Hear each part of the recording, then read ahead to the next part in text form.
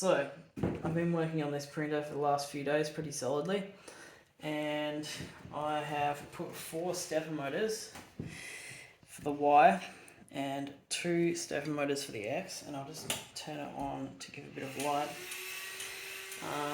It's got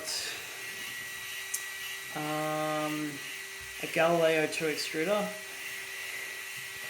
and it's got an EBB36.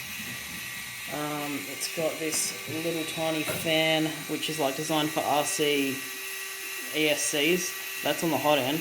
That's a Slice Engineering Copperhead hot end with, so if you look under here,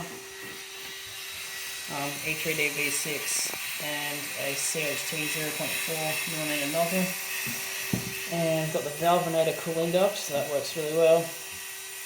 But this hasn't really changed since the last little videos, but the big changes really are the kinematics. So before this benchy, like you can see there, that's not round. So that was like, I mean, I already wanted to change everything, but this was like one of the final straws to changing it. So yeah, it's way more accurate now with all these motors, and the acceleration's way better.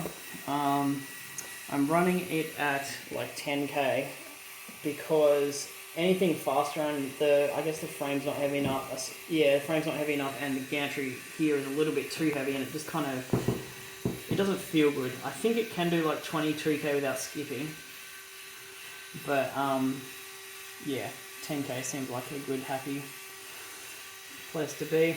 And I think the move speed is like 400 millimeters per second because it's all on 24 volts still. Actually, before I flip it over, I want to explain this. So it's got an end stock here, and then there's this, and I can screw this in and out to adjust that position, and then there's exactly the same thing on the other side. So I can I can dial it in and get it exactly where it needs to be. So that's pretty good. And now I just flip it over. And so here, this is controlling the X motors. It's way overkill, but I have changed the resistors out. So I think the maximum amperage is like 2 point something, but it's running at like 1.4 amps for both of those motors, and they're both tied together. And then there is these 2 controllers for both of the X. So like there's a pair of there's a pair of Y motors here, and they're tied together, goes to one of these, and then there's another pair tied together, goes to the other one. So that's how that works. And then this is an A4988 controller, which is controlling Z, and it's old, and I kind of didn't realise they're actually still totally fine, but it works totally fine, because you can see from the benchy, it's nice and accurate, and my problem here is fixed. This particular one has got a little bit under extrusion there, but on the whole, the quality is really nice. Oh, and also I'm still trying to get scarf joints to work, but apart from that, the quality is really nice. So yeah, it's turned out really well. So I'm just here trying to work out why the chimney stack on my benches are not round on this Makerbot. I don't know if that's really focused, but basically they're kind of square-like. I mean, it could be a number of things, but obviously something that's been on my mind for quite a while about this printer is it's got this one stepper there which drives, it's got a belt that goes up there, drives this belt, then there's a rod, and then it drives that belt, and there's nothing driving it on this side. So I don't love that, and what I've just done is I've just homed.